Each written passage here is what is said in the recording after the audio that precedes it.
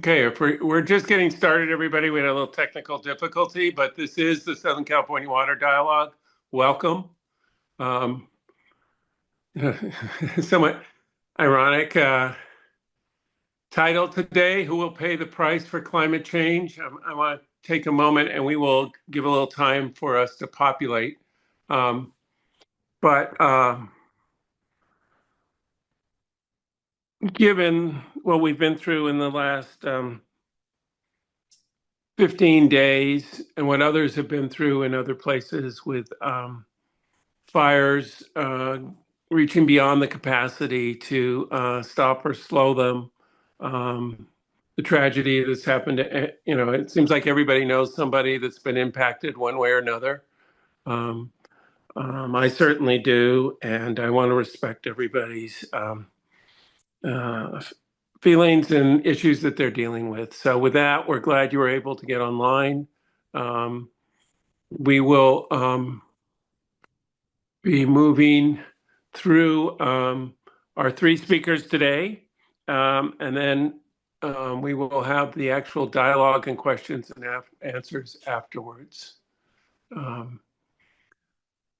We have Dee Zink, my co-chair, is going to do the questions today, and I'll do the final remarks. We did give about an hour for the presentations. So take down any questions or anything you have and be ready at the end. We also sent out, and I also have to give thanks to not only our steering committee, but our coordinator, Kathy Caldwell. She had Joanne send out, and thank you, Joanne and Gary, for our technical support as well, and Stephanie. We sent out the two sessions we did earlier recently on fires, and so those are available at all. So that's our whole steering committee. Again, if you have any compliments, send them to Kathy Caldwell. If you have any complaints, you can send them to me. We do the best we can. It's a group we've been doing for over 20 some years. And we were once in person. We hope to be again sometime, but for now, we are on Zoom. So for any technical difficulties you might have, use the chat feature. If you have a question, the Q&A, not in the chat. And the presenters will answer during the actual dialogue portion. Again, if we've all been on Zoom for a long time, but if you're having a poor connection, you can either move closer to your wireless router or actually turn off other things or actually turn off your video ultimately if you need to. You all are muted by default because we're in a webinar. And again, it's about 60 minutes for the presentation. Let's keep going so I can. And so you all know that the Q&A is at the bottom of your screen. It may be different depending on what device you're using, but that's how we're going to run this. You can type in your questions and send, and then you can upvote any question you have interest in, even your own, and it'll move up the list or the queue. Okay, today our speakers are listed there in front of you. The process is I'm going to introduce Eric, who's Deputy Director of the Division of Water Rights at the State Water Resources Control Board, to start us off. He will then pass it on to Cody, who will pass it on to Nusa, and then we'll be back with you. With that, I'll pass it on to Eric, and thank you all presenters and all the people who are participating today. Take care of yourselves and others. Thank you very much. Great, thank you all. Let's see. I need to send a share request before I can share my screen. There we go. And 1 second. Hopefully you should be able to see my screen. Are people able to? Yes, we can see it, Eric. Thank you. Great. Okay, fantastic. Well, thank you all. I'm Eric Ekdahl, Deputy Director for the Division of Water Rights. I'm glad I can join today. I wanted to start off, Connor already touched on the fires, and maybe just give a brief context about the origin of the title. The origin of the title actually came about a couple of months ago. I think there was another water dialogue, maybe even almost a year ago, where we were talking about a various water supply issue, and through the Q&A session, it came to a discussion on climate change, and we kind of asked rhetorically, who pays the price for climate change in terms of water supply? And the timing of it just really was circumstances. So it was a little bit difficult to put together a presentation that kind of recognized that, climate change is written all over the most destructive wildfires in LA history, potentially one of the worst, if not the worst natural disaster in kind of modern US history. This was an article from the LA Times a couple of days ago. There's also another recent report by UCLA, Climate Change, a Factor in Unprecedented LA Fires. So as Connor already mentioned, our thoughts and hearts and feelings go out to everybody who's been affected by the fires. It's an immense tragedy that we really are just only starting to kind of understand and reconcile even now. But with that, I'm going to focus more on water, and fires may come up again as part of the Q&A. And rightly so. I think it's hard to even have a discussion about climate change and who pays the price without thinking about them or having them in context in some part. So jumping to water more broadly, if we go back to about 2018 or so, the Newsom administration started an effort called the Water Resilience Portfolio. And it was an effort to kind of understand the lay of the land in terms of California's water supply and its water issues. And working with the Department of Water Resources, the California Natural Resources Agency, California Environmental Protection Agency, Fish and Wildlife. It was a multi-stakeholder group. We started from a couple of basic premises, that there were going to be about 10 million more Californians by 2050, estimated, and that looking at climate change, it was going to be about 5 degrees warmer on average by the time we got to 2050. That wasn't kind of unique, or it wasn't equitably distributed across the state. Certain areas were going to be more affected by others. But given that amount of uncertainty, given the amount of new people that were coming into the state, the uncertainty that comes with this kind of warming planet, what can we do now to provide more supply certainty, not just for people, but for the environment, fish, resources, all the different beneficial uses that California relies on its water for? And it's extremely pertinent for the greater kind of Southern California area. This is a map. It's from a 2018 peer-reviewed article in something called the Journal of Maps. And it shows the water supply, geographic water supply for the city of Los Angeles. And it's huge. It runs up from almost the Oregon border, the entire kind of Central Valley, Sacramento River watershed, labeled here as the Feather River Basin, but that map also includes all the Sacramento drainage area as well. It includes the Eastern Sierras. You can see some of those red boxes focusing on Mono Lake and the kind of Owens Valley area, and then all the Colorado River Basin itself. And so when we talk about climate change, there's no way to avoid really thinking about how climate change is going to affect not just one part of California, not just California itself, but this entire Western United States, where this is a water supply for potentially 20 to 25 million people, almost a little less than, I think, a tenth or maybe even a 12th of the entire United States population. When the Water Resilience Portfolio came out, I think it was early spring 2020, and 2020 was a dry year. 2019 was a pretty wet year. 2020 was dry, but we had pretty good reservoir storage at that time, and some catastrophic wildfires in that year as well. But as we moved into 2021, 2021 was one of the hottest and driest years on record. And so we had rapidly emerged from the drought of 2014 and 15 into another drought, 2020, 2021.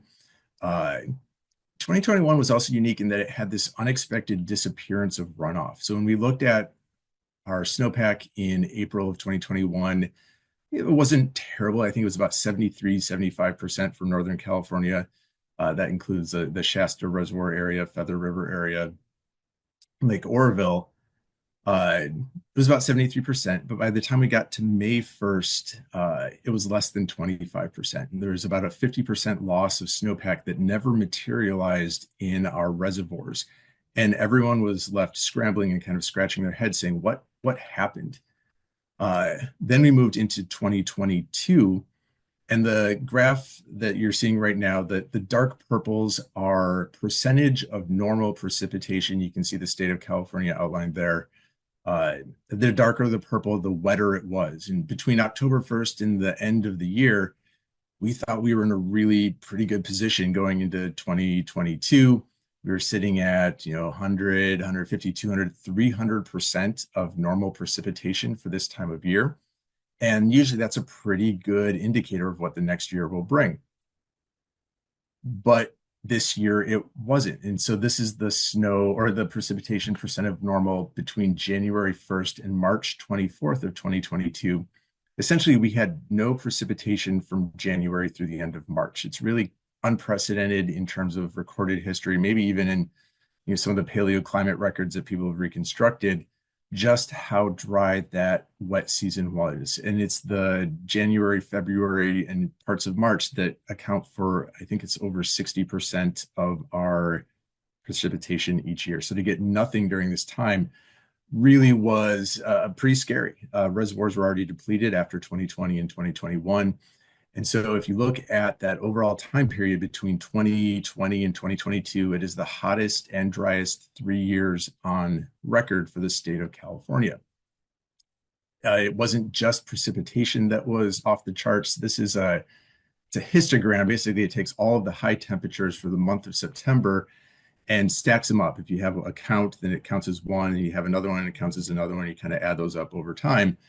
And it shows in general, kind of where you would expect average temperatures to be for the month of September. And for folks that remember, in early September, we had a heat wave, at least for much of Northern California, also extending to the Central Coast, that was unlike anything we had seen. High temperatures, I think in Sacramento were 116. Some local areas got to 118. San Luis Obispo was 120.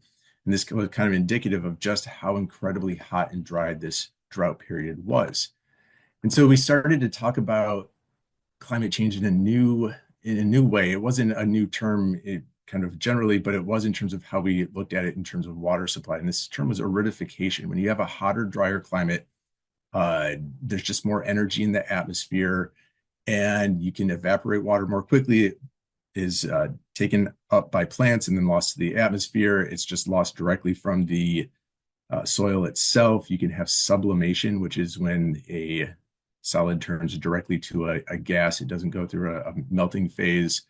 That can happen to snowpack and is a significant issue for snowpack. And so looking at California, the Department of Water Resources estimated that by 2040 to 2050, given climate trends, there would be a loss of an estimated 6 to 9 million acre feet per year. That's about 2 full Shasta reservoirs. Shasta, when it's completely full, is about 4.5 million acre feet. On top of that, you have a loss of snowpack, and you have pretty significant implications for how California manages its reservoirs. Most of its Central Valley rim reservoirs, as they're referred to, ones that kind of line the outside of the Central Valley, are really operated to capture snowmelt, which slowly trickles off from the Sierra Nevada, fills the reservoirs, and is metered out over the course of the rest of the spring and summer. But if you lose that snowpack and you transition to a different precipitation regime where you have flashier, more sudden precipitation events, you have to operate those reservoirs differently so that you don't accidentally deplete it before you need to, and so that you have enough carryover to manage a lot of the kind of species concerns that are downstream from those reservoirs as well. And so in August of 2022, the administration released something called the Water Supply Strategy. It was an attempt to look at the portfolio that was out a couple of years earlier, and recognize that we're now dealing with aridification, looking at the second generational scale drought in 10 years. Ostensibly, a generational drought is a drought that occurs once every generation. Well, we had one in 2014-15. We had another one 2020 through 2022. It detailed strategies for increasing water supply and conserving. Conservation was a key element of the water supply strategy. It also looked at developing new water supplies, including recycling, stormwater capture, and desalination, expanding water storage both above and below ground, reducing water demand, and improving water forecasting data and management, including water rights modernization.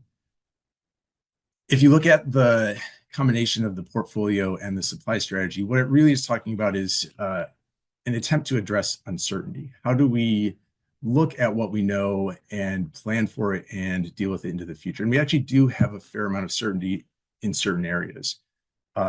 We know that it will be hotter and drier in the future, that our droughts will be more intense, that they'll be more frequent, that they'll be hotter. And we also know that when it rains, it's going to pour. So we'll have more focused precipitation events, but the amount of rain that we get in a shorter amount of time will really go up. And sometimes this is referred to as weather whiplash. So these rapid slingshots between drought and flood and then back again are going to be more characteristic of the future. And in fact, we saw that between 2020 and 2023, where we went from the driest 3 years on period to potentially the wettest year in 2023, where you had the Tulare Lake Basin basically flood again for the first time in decades. But there's a lot of uncertainty that goes with that. So we don't know what our climate is actually going to do. We don't know what the next kind of climate extreme is going to look like. Will it be flood? Will it be drought? Will it be fire, extreme heat, ocean flooding, some combination of all of those? We don't know where this will hit. California is a huge state, and what affects one part of the state might not affect the state as a whole. And I'll show a slide on that in a moment. We don't know when. When will the next drought occur? When will the next flood occur? How long will that next drought be?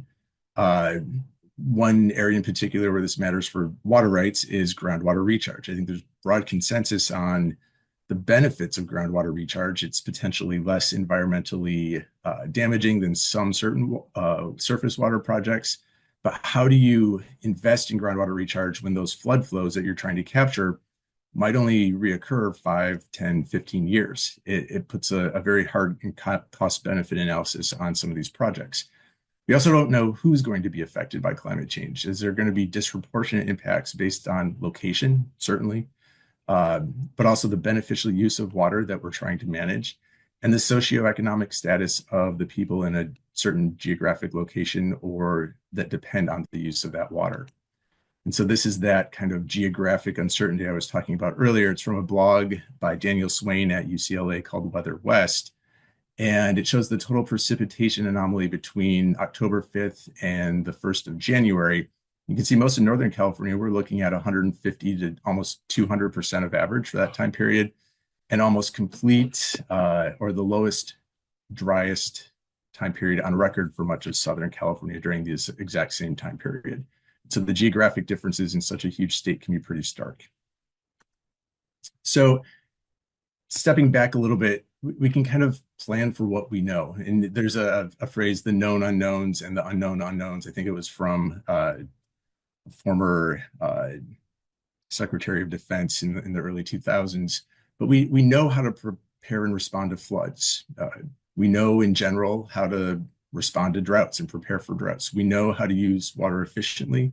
We know how to evaluate ecosystem needs, and we know we get a little bit better at it each time, and that we can always do better each time yet. We don't always implement these perfectly, but in theory, in practice, in theory, we kind of know what we need to do to address these uncertainties. And kind of recognizing that it allows for more certainty than we might expect. And it allows us to actually make some concrete steps and plans right out the gate that will help us for that uncertainty that's inherent to all those bullets that I just kind of read through. We know that we need to do planning at the state, the regional, the local, and even the hyper-local levels. I think, some of the fires have highlighted the needs to have plans almost at the neighborhood level in some respects. But when you've done this planning, it also lets you identify adaptations that you might need. It allows you to identify triggers and contingencies that are going to be all throughout our planning and implementation.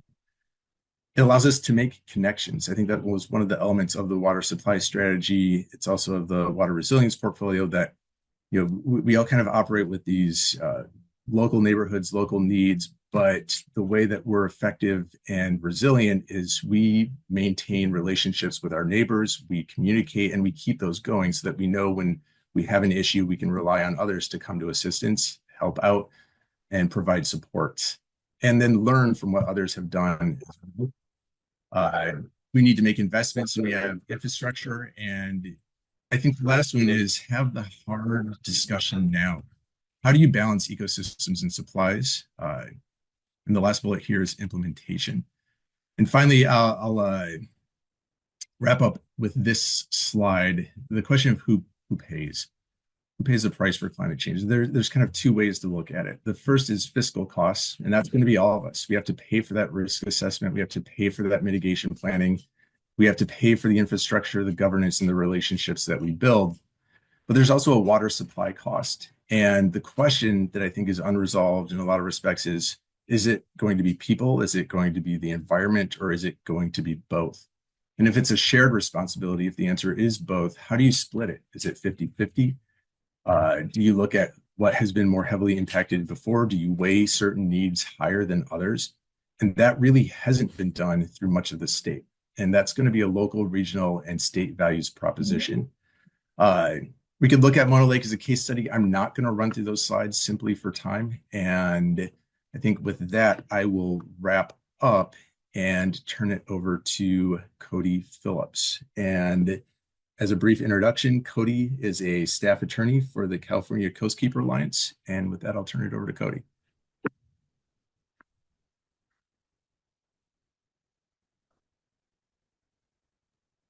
Hi, Eric. Thank you for the introduction. Hopefully you can see my slides at this point. So as Eric mentioned, I'm a staff attorney with California Coastkeeper Alliance. We are a nonprofit and we're part of the big waterkeeper movement. So we are actually an alliance of different waterkeepers throughout the states, representing the goal of fishable, swimmable, and drinkable waters at the statewide level. So today we're kind of here to talk about who will pay for climate change. This is a question we can all easily answer in the hour and a half that we have today. So I'll try to give my part, at least from an environmental perspective. I like to kind of tease this question out into two sub-questions. One is who is insulated? I don't think anyone is fully insulated from the cost of climate change, but the way that the systems that we have in place and the way these kinds of things works, there are those that are more protected than others. And then who is paying the price now? The big question of who will pay for climate change is kind of a future-looking thing, but it's pretty undeniable that the impacts of climate change are being felt in California now. And with those, there are people who are paying that price. So with that, I think a good way to start answering these questions is to look at the historical context. And just focusing on the water rights system, I think is important here, because it's the Southern California Water Dialogue. And surface waters, the water rights system is how we extract surface water from the environment, and it goes to all the beneficial uses in the state. And so understanding how that system works, I think it is really important to answering the questions on who's paying for climate change. So this historical context, I think, is also very important for water rights because it's a system that's largely based on first in time, first in right. It puts a lot of values on the more senior water rights, those that were obtained further back in time.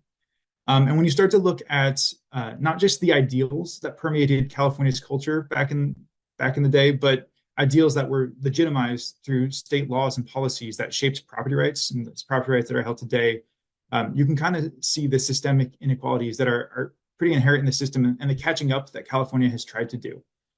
So walking through this timeline just a bit, I think helps with that context. 1850, California passed the Act for the Government and Protection of Indians, which did a bit, but two big bullet points are it denied American Indians property rights and allowed for slavery of American Indian children. 1851, California Land Claims Act. This took any land and water property rights that were taken from the Mexican government, put them back into the state of California, and put a very high bar for anybody who actually owned those property rights to claim them back. It basically just removed any Mexican claimed property or water rights. 1913 saw the enactment of the Alien Land Law. This was specifically put in place to prevent Asian immigrants from owning water rights in the Central Valley. 1913, and then kind of came into effect in 1914, was the Water Commission Act. This is the first time in California's history that there's official government intervention with water rights, and you need a permit. In fact, we still have a pretty big divide in the way that we look at the water rights system in California, with pre-1914 water rights and post-1914 water rights, and there's different responsibilities for the two. 1928 saw a constitutional amendment that prevents waste and unreasonable use. Up to this point, to use water, all you had to do was take it out of the river system and put it to a beneficial use. And in 1928, California said, hey, we don't have that much water. Maybe we should put a limit and say that even though it's being used beneficially, maybe not all beneficial uses are reasonable or are efficient uses of water. Starting to see that the system that had been in place, built off of California's gold rush mentality, maybe wasn't going to be appropriate in the future. 1983, we saw the National Audubon Society decision, also known as the Mono Lake decision, where the water rights system came to a head against the public trust doctrine. Kind of briefly here, the California's water rights system really emphasizes and incentivizes the removal of water for beneficial uses like agriculture and drinking water. And the public trust doctrine puts a responsibility on the states to at least look at those decisions strongly and consider how they affect the public environment, because the environment is a natural resource shared by the public, and the state has a trust responsibility to ensure it is protected and that impacts are mitigated where feasible. And in 1991, we saw the passage of Water Code 1707. If you're not intimately familiar with the numbers of the Water Code, like some nerdy water lawyers are, this is an in-stream flow dedication. Previously, if you wanted to obtain a water right, you had to use it for a beneficial use, which meant that you had to remove it from the river system. But only in the 90s did California say, hey, maybe leaving water in the river system on its own can be considered a beneficial use. So I think this context really emphasizes what was happening when the oldest and most protected water rights were being developed, and that California is kind of playing a game of catch up as our ideals shift. The most senior water rights have already been claimed, and a lot of these are really only forward looking. So the result of this kind of historical context is reliance, because you have to rely on the legal system that's in place, but it's reliance on an imbalanced and unsustainable system. So if you can look at this infographic, that's the map of California. There's the red and blue. This is coming from the State Water Board's website, and this is a map of all the fully appropriated rivers and streams in California. Red means fully appropriated year-round. Blue means fully appropriated seasonally, or most of the year-round. Usually just means not when there's a flood. Fully appropriated means that somebody, some private entity, owns the right to use every drop of water in that water system. And as I kind of highlighted with the historical background there means that water can be removed from the system because beneficial uses don't always include just for the environment or the people that don't necessarily have that appropriative right. And there's real consequences for this. This is not a road. This is the Merced River. It went completely dry in 2022 legally because of the way that the fully appropriated streams and water rights system works. People were allowed to take their legal rights to water and leave nothing left for the environment or anybody else. And this seems kind of counter to the ideals that we have written into law, and also a bit of common sense. So Water Code Section 102 states that all water within the state is the property of the people of the state, and it's only the use of that water that's acquired by appropriative rights. But when you see a river go completely dry, it's hard to imagine that the people have a right to that water, and that right really only belongs to those who have appropriative rights. I mentioned the National Audubon decision, the Mono Lake decision, with the public trust doctrine, which that case, the Supreme Court of California found that the state has an affirmative duty to protect the people's common heritage in streams, lakes, marshlands, tidelands, that you're only allowed to surrender this right in rare circumstances when abandonment of that right is consistent with the public trust. Now, drinking water, agriculture, these are all public trust. They are in the public trust in that sense, but because water rights were obtained before the state started to really do a lot of this public trust analysis, it's hard to say that allowing the river to go dry is within the public trust, that it does protect the people's interest in this river, and that there was a balance that was actually made rather than just a consequence of a decisions that weren't. So with kind of bringing it back to climate change as well, with the more extreme weather that we're seeing, it really exacerbates the imbalances that are in this system. And it does cause environmental harm and harm to the communities that do not necessarily have a voice to speak up against it or to sway the political needle. We are, however, starting to see an attempt to bring balance back into the system in a couple different contexts. But bringing this balance back into the system to an unbalanced system has got to a lot of its own issues. And so the question that at least I'm seeing in this environmental context and in environmental justice context is the state of California is asking ourselves, what is the least we can possibly do to avoid the worst possible outcomes? And we're end up fighting a lot about that least that we can do, kind of ignoring everything else and just going back and forth about what's the bare minimum. So a few examples of this, just to kind of highlight. Sigma there, the whole goal of Sigma is to have sustainable groundwater management, but the law defines sustainable as avoiding significant and unreasonable impacts. And significant and unreasonable impacts, that's not really the standard that most people live their lives by. I don't know if I would drive on the freeway ever if the only thing that drivers had to avoid were significant and unreasonable impacts. But that's the standard that we apply for sustainability. And this doesn't just go to environmental issues, it goes to clean drinking water for many of the communities that have overdrafted groundwater basins. Another example here are emergency in-stream flow regulations. So I have a couple of quotes from letters from the Department of Fish and Wildlife. During the last kind of extreme drought, the State Water Board had a few different petitions and letters and things to try to put bare minimum in-stream flow regulations in key salmon-bearing watersheds to really help mitigate the worst parts of the drought and the worst parts of this systemic imbalance. The board has authority to act outside of emergencies, but in emergencies can act very, very quickly. But even here, you can see that the recommendations by the Department of Fish and Wildlife were bare minimum flows that are just enough for survival and not much else. And the debates going on about these flows is really just like, oh, maybe the fish need a couple CFS less because everybody's being impacted by the drought. And so the bare minimum actually can be a little bit lower. But, you know, going back to some of the practical consequences for this and the delay that the state has had in trying to create those balances, this Shasta River is kind of highlighted in the bottom there. That's been a priority for the development of in-stream flows, at least since 2014 with Governor Brown's Water Action Plan specifically called out. It was also a priority in Governor Newsom's salmon strategy released at the beginning of 2024. And the State Water Board is starting to take steps in the direction of developing those in-stream flow regulations, but a lot of the debate is really about the least we can do to avoid the worst possible outcomes.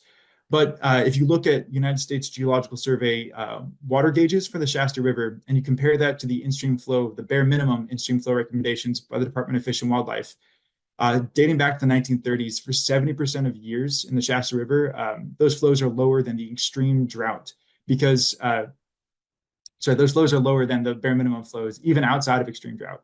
And we actually have bare minimum protections only in extreme drought because that's only when the state has decided to step in.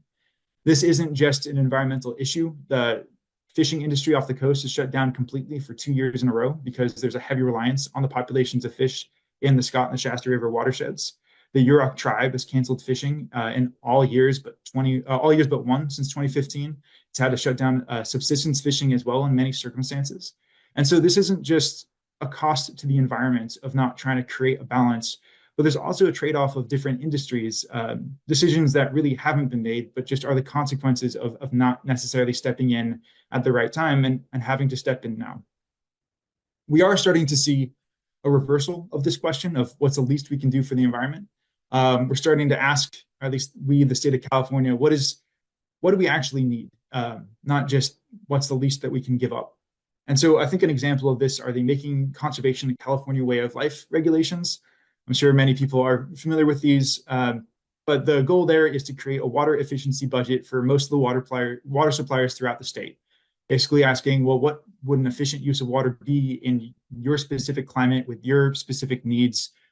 These budgets were made very flexible, looking at residential indoor use, outdoor use, variances for things like agriculture in certain circumstances. If there's animals, a lot of others, there's a bonus incentive for recycled water. But it's starting to reverse the question of what's the least we can do for the environment and starting to ask what do we actually need to live the lives that we want to live. This is also looking to more proactive management, knowing that these kind of droughts are coming. An example I'll give is the city of Coalinga in 2022.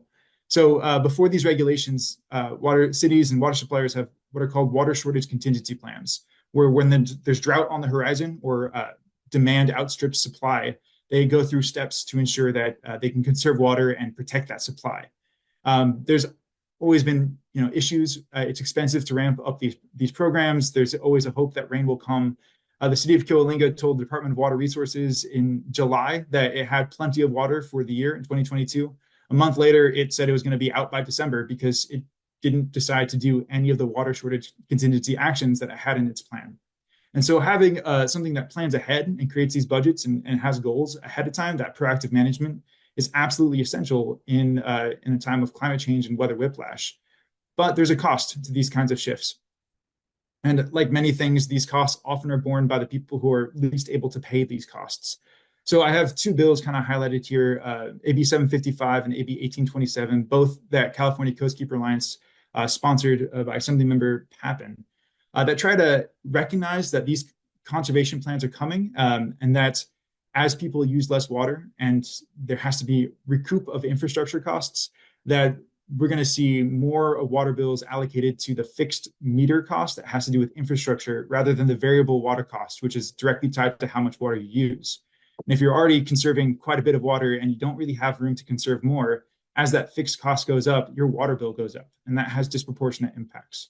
And so AB 755 just says to water suppliers, hey, when you do a cost of service analysis, which you have to do every time you update your fees, look at who the top 10% of water users in their system and try to tease out how they're actually impacting infrastructure costs, so you can more proportionally allocate those infrastructure costs toward the people who are using enough water to have a significant impact on those infrastructure costs. AB 1827, that was last year. This one is in response to a couple of cases that are going through where we see water suppliers trying to allocate those proportional costs to people who are more proportionally responsible. But trial courts are holding their feet to the fire a bit and having really specific and granular requirements. So AB 1827 just tries to put the legislative thumb on the scale to say that it is okay to do those kinds of analysis, so long as the analysis is actually thoroughly backed up with appropriate data. We're also moving in the right direction, I think, with an understanding of the systemic inequalities that are inherent in the system and how we use that to balance when we do bring balance in. Acknowledging that history has become something that California is doing, though there is a really big gap between just acknowledging that history and taking legitimate actions as a result of that. Substance does matter, but you can't have that substance until you actually understand the context. So we see Governor Newsom's executive order here, which directed his agencies to have racial equity action plans or something similar to that kind of name. The State Water Board has put together a racial equity action plan that really highlights how it's trying to recognize the imbalances inherent in the system and try to ensure that those costs aren't borne by people who already have a disproportionate burden of these kinds of things. And then another bill that California Coastkeeper Alliance has sponsored, AB 2108 by now Speaker Robert Rivas, Water Policy and Environmental Justice. This has to do with water quality more than water supply, but it basically recognizes that at the staff level, at the water board, there are always going to be trade-offs. Making a water quality permit more expensive may mean that people have a less of a pollution burden, but then you have to balance those things. And those kinds of decisions don't necessarily make it to the state board members themselves. And we wanted to ensure that the board members knew that if a permit was cheaper, that may have come at the cost of adding additional pollution burden to already disproportionately impacted communities. And so AB 2108 requires an environmental justice analysis of these kinds of decisions when it comes to water quality. So I guess kind of to answer the question, and it's a hard one to answer, we're all paying the cost of climate change, but climate change is really already exacerbating the imbalances in the system, imbalances that favor the extraction of water and remove the voices of people who bear the disproportionate burden of some of these harms. And as we move toward building an equitable system and providing protection to the environment, I think it's important to recognize that there is a really big reliance interest on the status quo. But as we start having these changes, and the changes come with additional costs, we have to make sure that those changes recognize the historical truths and do not force additional burdens onto people who are unable to deal with that. So that's my presentation email there if you have any additional questions. Next, we have Nusha with the Metropolitan Water District. Thanks, Cody. Can you hear me all right? Perfect. I'll start sharing my screen. So just switching gears a little bit, my presentation will be more focused on some water supply updates in Southern California and discussing some recent developments at Metropolitan Water District. But before diving into that, I did want to take some time to acknowledge the wildfires. I know many of us had to evacuate over the last few weeks, and as we speak, there's a large fire going on near Castaic Lake right now. And so I do hope you and your families are staying safe and healthy during this time. It's a very stressful few weeks for all of us. But in terms of some background on Metropolitan, if you might not be familiar with us, we are one of the nation's largest water wholesalers, and we're made up of 26 member agencies that you see here by the different colors. And we span about 6 counties and serve roughly 18.5 million people. Now, our sources of supplies for our service area are very greatly. We have both local supplies that are managed by our member agencies, such as groundwater and recycling water projects. And we help import the supplies from Northern California through the State Water Project, as well as from the Colorado River Aqueduct. And so later when I speak to some of our hydrologic conditions, I'll mainly be focusing on both the State Water Project and the CRA, because those are the two big items that we look at Metropolitan. But before going into current conditions, I want to briefly recap what we saw in 2024.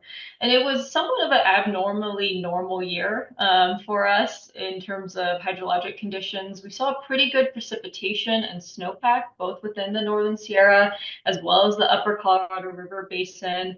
And our runoff on Northern Sierra was about average. So it was a pretty good year. We saw an allocation of a 40% from the state water from DWR this past calendar year. And then on the Upper Colorado River Basin, we saw about a below normal runoff. And this is something that we've seen over the years in terms of the past decade, in terms of runoff from the Upper Colorado River Basin due to higher temperatures and warming of the system there. But in terms of storage at Metropolitan, we also had another good surplus year in terms of our storage accounts. And so the dashed orange lines in each of these buckets here is how we started the calendar year in each of these storage accounts, both in our surface water and our groundwater storage accounts. And you can see that we were either able to maintain those storage levels or add to them this past calendar year. And so this is another year that we've been able to end the year with about a record high amount of storage, which is really good news for us at Metropolitan. But as always, we are ready for when the next drought sequence may arrive. And so we're continuing to wanting to build on those storage and maintain the storage that we have at this time.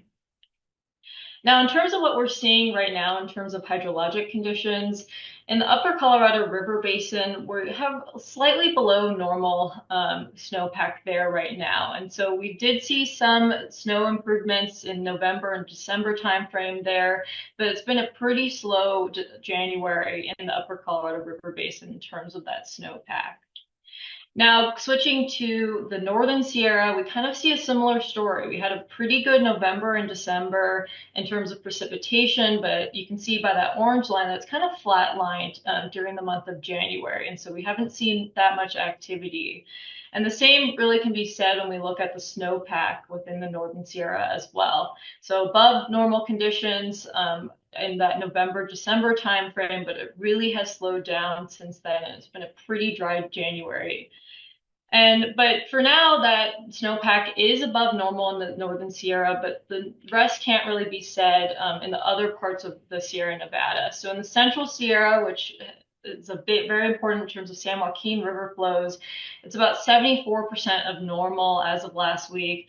And then the Southern Sierra, which largely impacts the LA Aqueduct supplies, that is about 54% of normal as of last week. And so not as good of conditions in those parts of the Sierra at this time. Now, in terms of looking at reservoir conditions, of course, one of the main ones that we look at in the State Water Project system is Lake Oroville. And so at the end of last year, about the November, December timeframe, we saw a huge improvement in levels at Lake Oroville, thanks to those storms that we saw.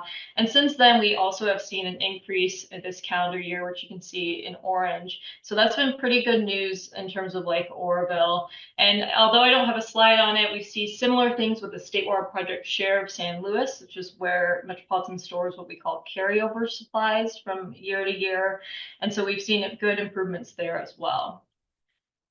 Now, in terms of how this really shapes out in terms of our supplies in both the State Water Project and the Colorado River, for now we have a 15% allocation from the Department of Water Resources. So for Metropolitan, that's about 290,000 acre feet from a 15% allocation. And that update from the department was given at the end of December of last year. And so it reflected some of the storm events that we saw in November and in early December.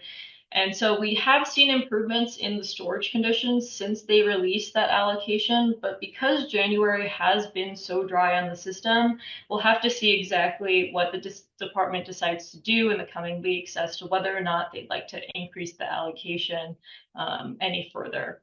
But of course, the allocation changes from month to month in any given year, and it will really depend on what water year conditions we're seeing.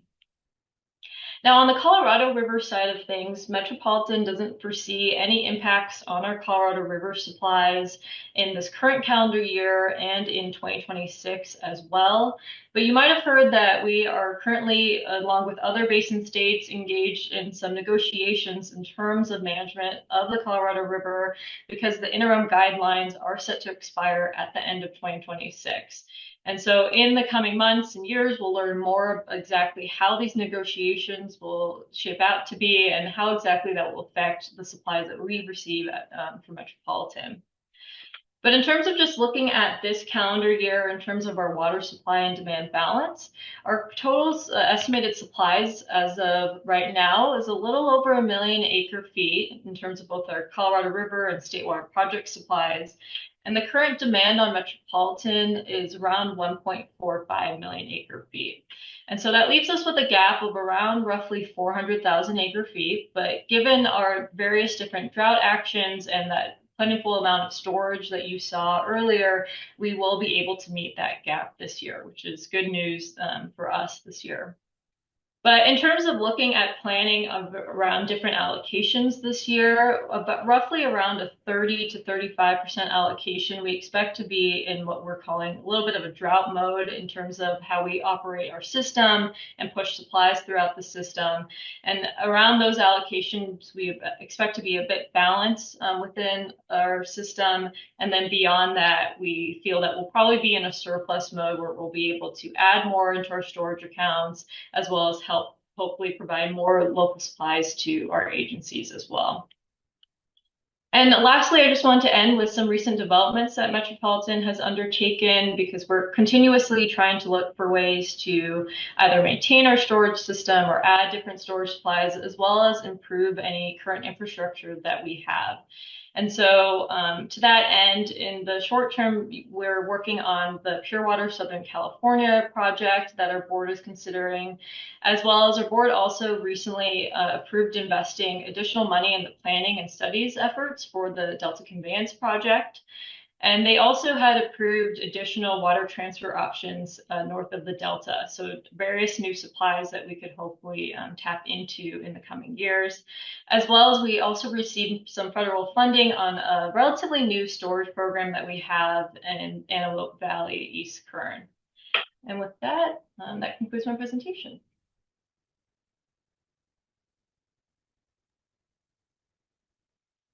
Thank you, Nusha. Thank you to all the speakers. Connor, do you want to say anything else before we get into the Q&A?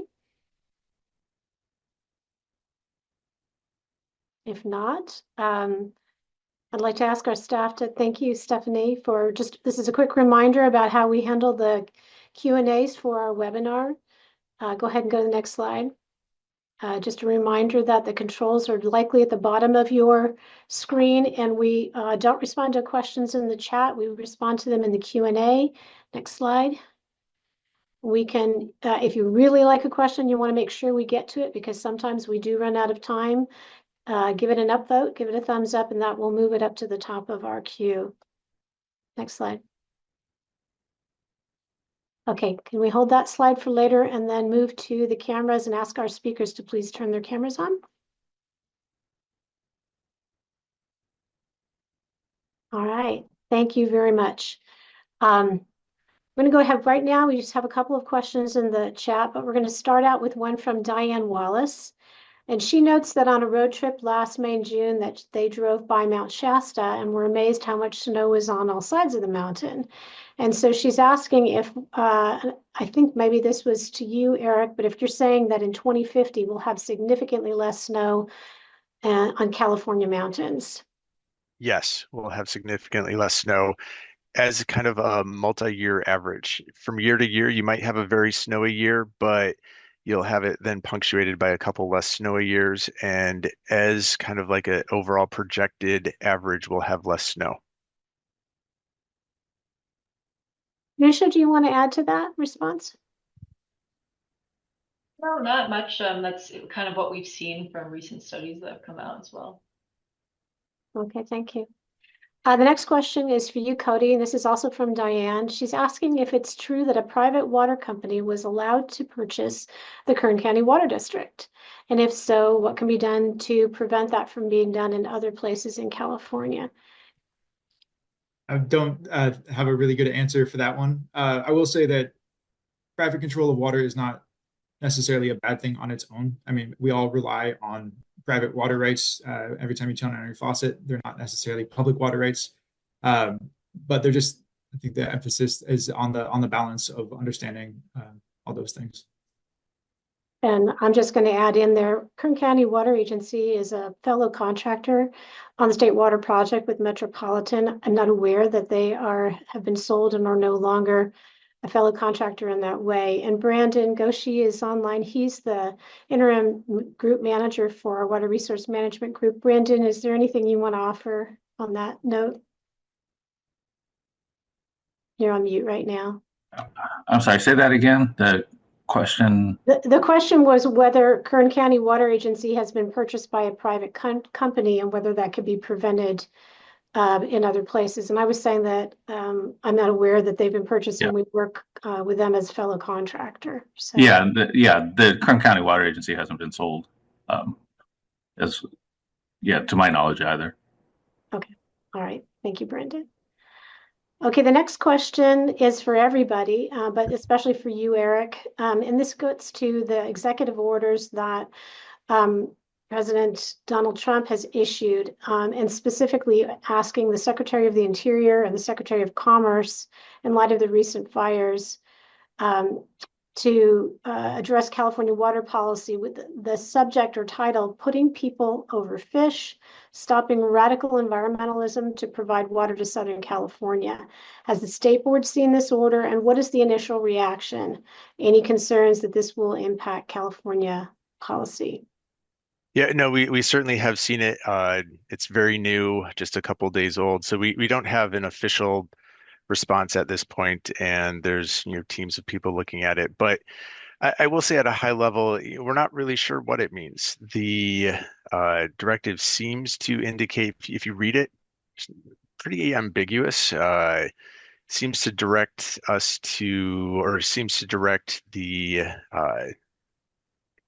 folks who put together some of the biological opinions, they're called, and try not to go super technical, to use a version that was published in 2019 under the previous Trump administration. That 2019 version was litigated, and in fact, I think is still under litigation, so we can't really get into specific details of it. But there was a new version finalized in just, I think, December 2024. It's very new. That new 2024 version actually sends more water south than the 2019 version. It was very hard negotiated and developed across a number of interests, and so we'll see where it actually goes. As of right now, it's not clear. I'd like to ask any of the other speakers. Thank you, Eric. I'd like to ask if any of the other speakers want to respond to this question. Not seeing anybody take their mic off mute. So then I'll go on to the next question from Charming Evelyn. How much water was saved by Metropolitan in 2024 through rebates? And how much does that add to your water portfolio for 2025? I don't know, Nusha or Brendan, which of you might have the answer to that question if we have an assessment of the savings of water in our storage. I could just speak to some of the items that we shared in our annual report recently in January that from our conservation credits program, we were able to, both for new and existing ones, about over 217,000 acre feet through those programs. Okay. Anybody else have anything to add? Okay, I see some hands online. I'm going to go through the questions first. We typically like you to put your questions in the Q&A, but we'll call those hands online in a little bit. The next question is from Lauren Kelly. Does Metropolitan Water District have any plans to shift focus to more local water resources?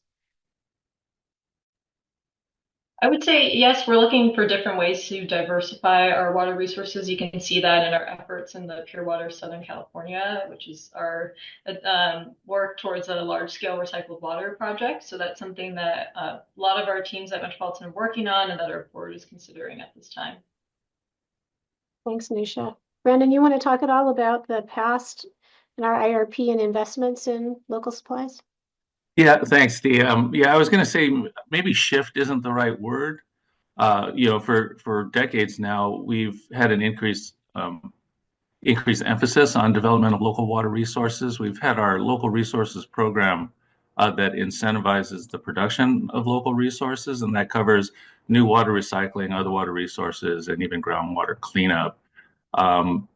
If you consider regionally developed, locally sited resources like Pure Water Southern California, we are definitely looking at and trying to implement those types of programs. So I think the answer is yes with regard to metropolitan and local water resources.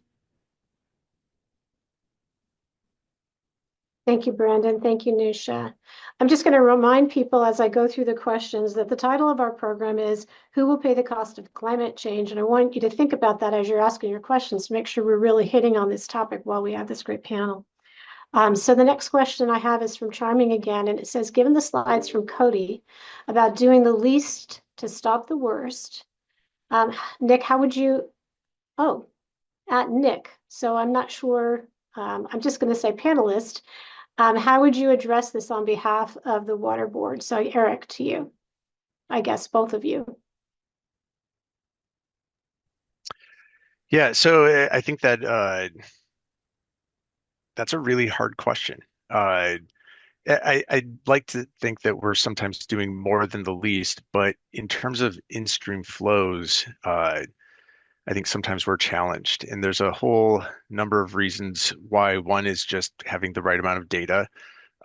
Two is the legal clarity on what we can do and what we need to do. The board's authority to actually implement and actually oversee some of these water rights is very limited. Cody specifically highlighted the Merced River that went dry. And as you noted, it was allowed to legally go dry. We've done an analysis that basically says, people were taking a legal amount of water. No one was violating a water right. Maybe there's some question around some very, very small amounts of water, but water rights allow them to take what they're allowed to take. And the board actually doesn't have very strong enforcement authority. And without a kind of drought emergency in place, all we can do is send a strongly worded letter. And due to some court opinions in 2022, we can't even send a strongly worded letter in some circumstances. And so how do you actually compel compliance with existing rights when you don't have sufficient enforcement authority? It's pretty challenging. And I think ultimately it points back to local communities have to demand it. And if they demand a response from their legislative representatives, from an administration, it has to be called for repeatedly, I think, to really drive some of the changes that people want to see. Eric, didn't the legislature grant some additional resources or authority to the state board? Can you speak to that a little bit? I can. There was a recent bill called AB 460, Assembly Bill 460, that increased essentially fiscal penalties for violating a water right, but it didn't ultimately enhance our authorities to enforce them. So it said when we finally can take an action, and there are processes that get us there, they're sometimes years in the making, but we can actually assess penalties. There has to be a lot of other kind of contingencies in place. So I don't want to sell that bill short. It's a huge step forward. It was a very, very sorely needed piece of additional authority, but it doesn't solve some of the other underlying problems. Thank you. I'm going to go to online. Pierre Swan has offered to clarify the Kern County question, but Pierre, you also have your hand raised. So can Gary or Stephanie, can you help me unmute Pierre in order for him to speak? I'm not sure how this works on the webinar. Okay, hey, can you hear me? Yes, we can hear you now. Okay, years ago, the state bought land in Kern County. Tenneco sold a whole bunch of land, and the state was going to build a water bank. And try as it could, it never really built a water bank there, but they owned the land. They ended up, as a consequence of as I believe, the Monterey agreements, selling that land to various people who had Table A entitlement to the State Water Project. If they would cancel their entitlement, therefore the state would deliver less water than they had contracted under the original Table A allocations, they would transfer the land to that group. So everyone had the option of canceling a portion of their Table A entitlement to the State Water Project, and then the state transferred ownership of the land to an entity that represented the people that had given up entitlement.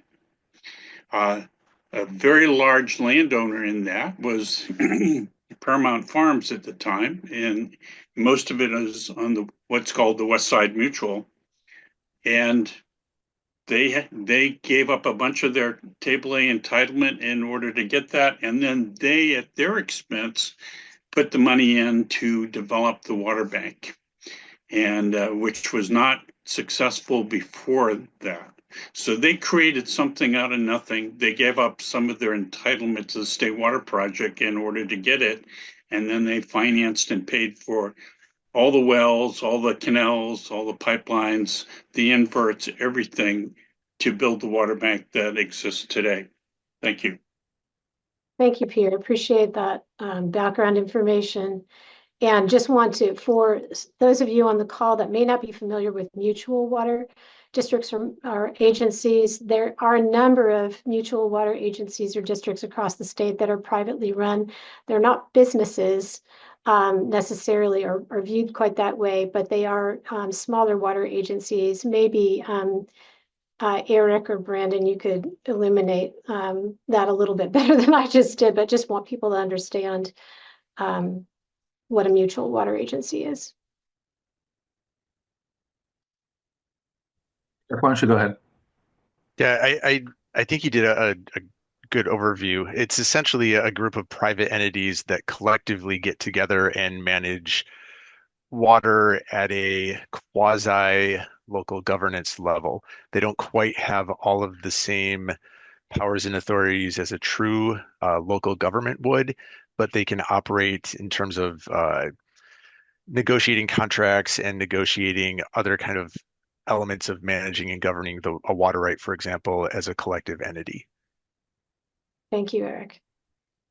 Okay, I'm going to go to Abby Schneider then. Could we please unmute Abby and allow for her to ask her question?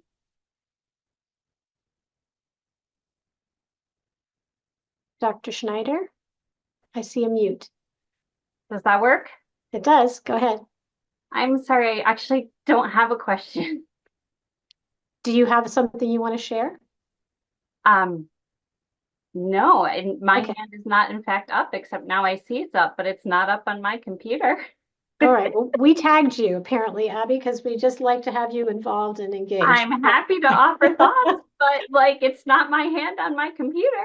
Okay. All right. Thank you. We'll take care of that at this end if we can. Otherwise, we're just going to assume you're waving at us. So thanks for being on our webinar. I'm going to go to Shannon Groff's question. Shannon's asking if we have any updates on the Colorado River Compact negotiations, given recent talks. Given the impacts of climate change as well as other issues, won't all 7 states need to reduce their allocations regardless of the legal standings? And before I call on Brandon, I'm going to call on you, Brandon, or Nusha. I'm sorry, Nusha, if you want to wade in here. I just want to say that we will have a program on the Colorado River as one of our dialogue topics coming up because it is an important issue for us and our water supply. So stay tuned for that. But Brendan or Nusha, who would like to jump in there? Sure, I'll just say that it's a little too soon to tell how exactly the negotiations will go. Reclamation, as of a few days ago, released some of the alternatives that they're considering, and they're expecting to release that record of decision probably in the year or so. And so a little too soon in terms of if you will see reductions from all basin states. My guess would be most likely, not in terms of if it's legally or not, but given where we are going with climate change, yes, I think it's likely that we will see all the basin states having to reduce our usage on the river. Thank you, Nusha. Okay, let's go to the next question then. This one's from Diane Wallace again. When considering water rates, can local water districts consider fining the top water users? So there are some emergency tools available during a drought for local agencies. I don't know if anybody on this call can articulate what those are, but the question of fines or what can be done. I can hop in on that. Thank you, Cody.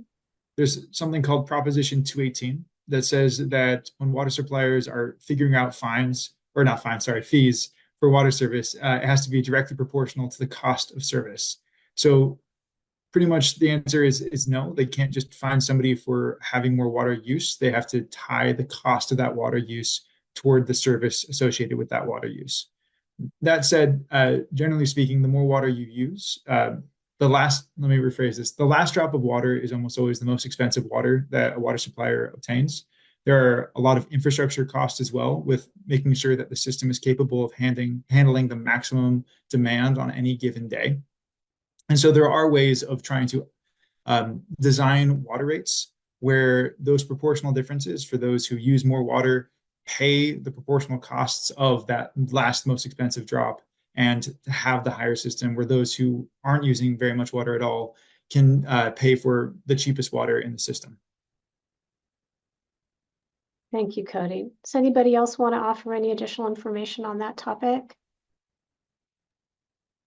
I think I would just add that when agencies go into water supply emergencies and water supply allocations, sometimes there's penalty rates associated with that for water users. So on the retail level, I think you can say the water districts are considering fining the top water users by imposition of those penalty rates. So hopefully that's helpful. Thank you, Brandon. Okay, we have a question from Jack Humphreyville. Hi, Jack. How does MWD intend to finance the $10 billion investment in the Delta Conveyance Project and the $8 billion Pure Water Southern California project?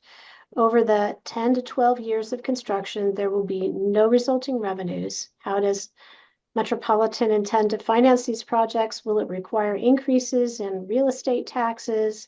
Today, the tax is equal to $70 a year on $1 million home.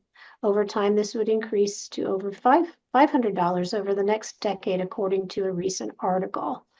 So, Brandon, I'm going to put this at your feet to talk a little bit about Camp for Water, and also, Jack, commend you to a committee meeting that was today that talked about the phasing of the Pure Water project that you might want to go back in our archives and view. All right, thanks, Dee. I think it's a really good question and something that we're considering carefully as we look at balancing both the need for these projects and the way that they're going to be financing. We're going to be financing these projects. As you know, we have a number of different financing mechanisms and revenue sources that comprise our basically current structure. We collect money through property taxes, through fixed charges, through the sale of water and rates. And so I think, we're going to balance that out with the revenue requirements that come with what we decide to invest in. So I think, it's too early to say that we're going to go into both of those, and we don't know how those are going to be financed, particularly the Delta Conveyance project. We don't know how that's going to be financed on the state side and how that'll affect our financing. So I think suffice it to say, it's one of the top of our list to keep our eye on that as we balance out what the needs of our service area are going to be.